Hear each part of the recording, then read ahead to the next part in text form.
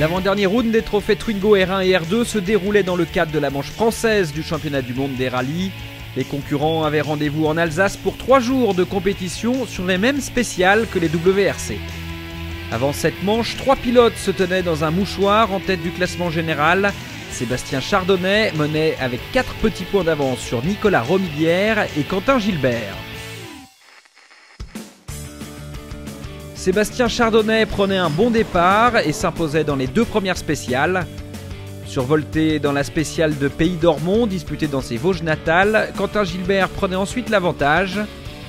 Il bouclait la première étape avec 17 secondes d'avance sur Nicolas Romiguière. Ouais, c'est bien passé pour nous. On est sorti de chantier parce que c'était quand même assez difficile, très sale.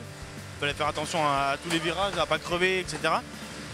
On a démarré sur un rythme en dessous d'habitude et on a augmenté notre rythme sur les 2 spéciales d'après.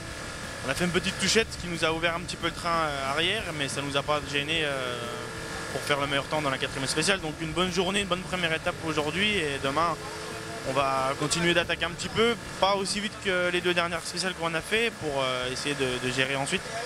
Chardonnay avait perdu près de 2 minutes à cause d'un problème de boîte de vitesse. Samedi, Quentin Gilbert poursuivait son effort jusqu'à ce qu'il sorte de la route dans la spéciale du Grand Ballon. La déception était immense car il perdait quasiment tout espoir d'être titré.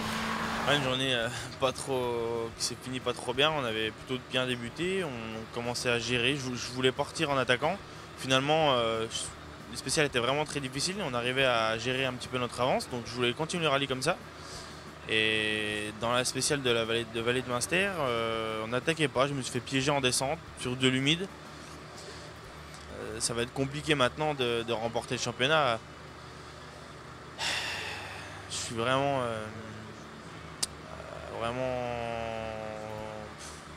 triste.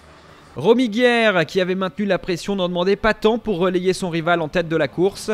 Libéré, il alignait les scratchs en fin de journée et bouclait l'étape avec 2 minutes 30 d'avance sur l'étonnant Damien Defer. Une journée parfaite, on a fait un peu ce qu'on voulait. Dans les 2 premières, on avait 20 secondes de retard sur Quentin, donc on savait qu'il fallait ne surtout pas laisser s'échapper. Donc on a réussi à reprendre un peu de temps et à revenir à moins de 15 secondes de lui. Dans la première grande spéciale, il commet une petite faute qui fait perdre encore 10 secondes. Donc on revient à quasiment égalité avec lui. Et donc dans la dernière grande spéciale, il fallait attaquer tous les deux on était aux limites. Nous on est passé plusieurs fois proche de la correctionnelle. Heureusement on est resté sur la route. Et lui, dans un virage sale qui refermait, il a commis la faute à ne pas commettre. Il est parti en face dans un trou. Et donc là il est resté coincé et impossible de repartir. Nous on est passé, donc maintenant on va assurer. On a plus de 4 minutes d'avance, ce qui est assez confortable. Donc on va assurer demain et aller au bout. De nouveau confronté à des problèmes mécaniques, Chardonnay chutait à la 5e place derrière Charles Martin et Anthony Ballester. C'est vrai qu'hier on a eu une grosse panne mécanique au niveau du support de boîte qui a cassé et qui a causé l'endommagement du cardan. Et aujourd'hui on a eu exactement la même panne. Ça a commencé à partir de la fin de la 3e spéciale du jour. Donc ça nous a coûté un petit peu de temps. Quand la voiture est tombée en panne, il devait nous rester à peu près 250 km entre les chronos et les liaisons. Donc il fallait préserver la voiture pour être là ce soir, pour marquer des points pour le championnat. Accablé par le manque de réussite, Sébastien Chardonnay allait être contraint de jeter l'éponge le dimanche matin. Le grand vainqueur de cette 5e manche de la saison était bien Nicolas Romiguière. Romiguière effectuait ainsi un grand pas vers le titre.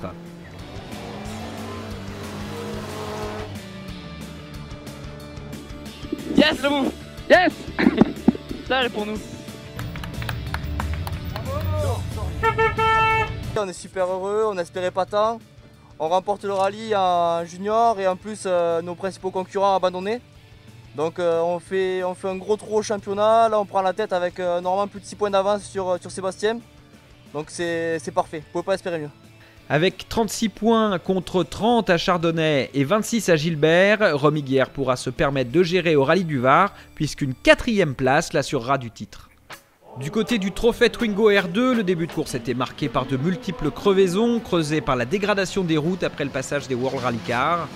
Le premier coup de théâtre survenait dans l'ES1 avec l'abandon de Romain Salinas. Le leader du trophée avant ce rendez-vous était victime d'une double crevaison. Stéphane Consani dans le S2 et Laurent Cloutier dans le S3 allaient eux aussi crever. Ils laissaient le champ libre à Georges Gonon qui bouclait la première étape en tête avec une belle avance sur Mathias Desouza. Consani et Cloutier se lançaient dans une véritable course-poursuite lors de la longue deuxième étape. Alignant les meilleurs temps, ils refaisaient leur retard à grandes enjambées, mais Gonon pouvait se permettre de gérer son avance. La courte troisième étape n'apportait pas de modification dans le classement et Georges Gonon remportait donc sa première victoire de la saison. Trop content. Ce matin c'était dur, il fallait gérer. Je voulais pas trop en perdre et on est arrivé au bout. On a super bien travaillé avec Christophe et bravo à l'équipe Guiliez, tous les gens qui m'ont fait confiance, Autosport Lefebvre. Voilà, je suis content. Merci à tout le monde. Deuxième de cette épreuve après une belle remontée, Stéphane Consani reprenait la tête du classement général pour 2 petits points. Bah écoutez, bilan du rallye positif. Première journée, on n'a pas eu de chance, on a eu une crevaison. Le lendemain, on a tordu le train arrière. Donc on s'est bagarré tout le long du week-end avec un train arrière tordu. Et bilan du rallye, on reprend la tête au championnat. Donc on est content. La Mégane RSN 4 remporte une nouvelle victoire en groupe N. Comme au rallye du Mont Blanc, Manu Guigou a été impérial.